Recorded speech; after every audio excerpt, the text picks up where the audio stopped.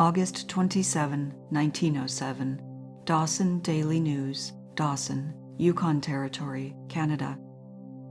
Continues the fake. Hatfield still doing a little of his old stunt outside. Works in Oregon. Claims he guarantees results under contracts to make rain. Hatfield, the rain faker, who last year raked in a goodly number of Klondike shekels and made a fizzle at trying to make rain for the miners of this country, and then had the eternal gall to go outside and declare his work here a success, is still plying his old game among the Cheechakos. Now he is in Oregon. His work here was such a failure in respect to rainmaking that the contract, reading to the effect of no rain, no pay, was declared void and canceled, and he left the country without pulling down the big bonus. The Portland Oregonian tells of his most recent exploit as follows. Rainmaking, as a profession, has not been very generally adopted. Therefore, Charles M. Hatfield, who arrived in Portland yesterday, is a person to whose vocation little interest attaches. Mr. Hatfield is known as the Rainmaker. Others have experimented along the same line, but so far as is known, Mr. Hatfield is the only man in the United States who is following this as his life work, and the success he is said to have met with has attracted the attention of scientists in all parts of the country. Mr. Hatfield has just returned from Eastern Oregon, where he has been conducting experiments during the past 2 months. The tests were made at Gordon's Ridge, 3 miles northwest of Morrow, the highest elevation in Sherman County. During June and July, Mr. Hatfield sent a continuous series of electrical vibrations into space from 2 tall towers that contained his apparatus, and during that time, not only Sherman County, but also Gilliam County, adjoining, were favored with heavy showers. Whether this almost unprecedented rainfall was a direct consequence of the experiments, there is no way of telling, but that the residents of Eastern Oregon believe it was, is indicated by the fact that they have engaged Mr. Hatfield to return next year and continue his good work. The contract of Mr. Hatfield with the farmers in Sherman County began May 28 and ended July 25. He went there with the understanding that the average rainfall for the period covered was 25 inches, and, on this basis, promised the farmers that he would give them 6 inches of rain.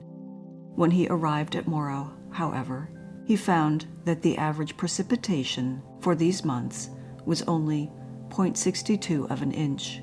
Therefore, he told the farmers that he would have to withdraw his contract. They told him to go ahead and do the best he could. There was 2.2 inches of rain during the 2 months, or an increase of 250% over the average. Mr. Hatfield is a young man and has been carrying on his experiments during the past 5 years. There is nothing mysterious about his work, he says. It is merely a practical application of scientific principles, he contends. There are no weird incantations, and he does not call the moisture from the sky by invoking any superhuman aid.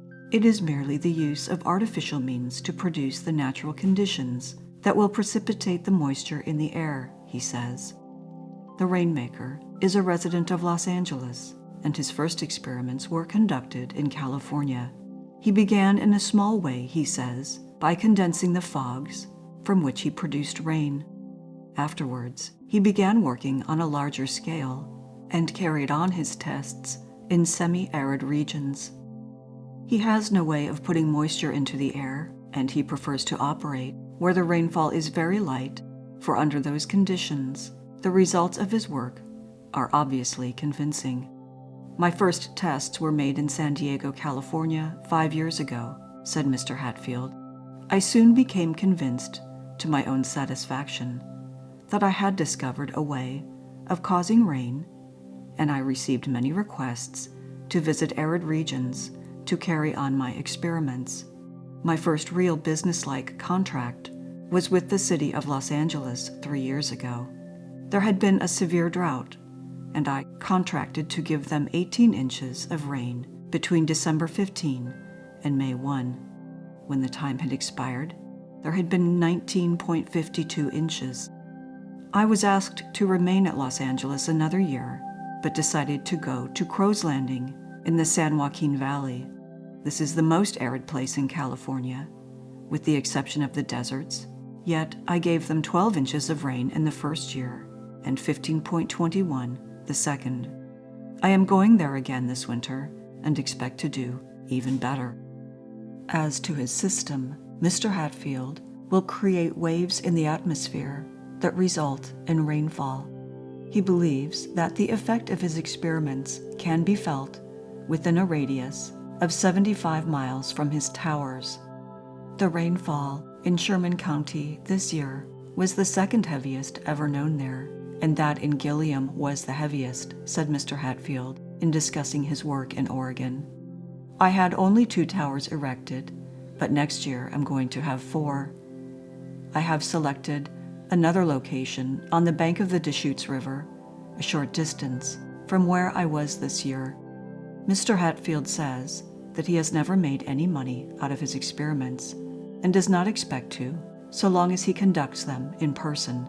His contract for the next season calls for the production of 2 inches of rain between May 1 and July 10, for which he is to receive $1,000. If 2 1/2 inches fall, he is to receive $1,500. The ultimate object of Mr. Hatfield is to sell his invention to the government.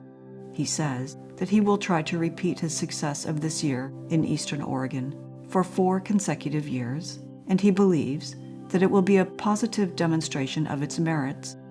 In the meantime, he stands ready, he says, to carry on the work under government orders wherever the federal authorities may ask him to go. 1/3 of the United States is semi-arid land that I believe will be made very productive through my system, said Mr. Hatfield. Someday, the government will have chains of towers built throughout these arid regions.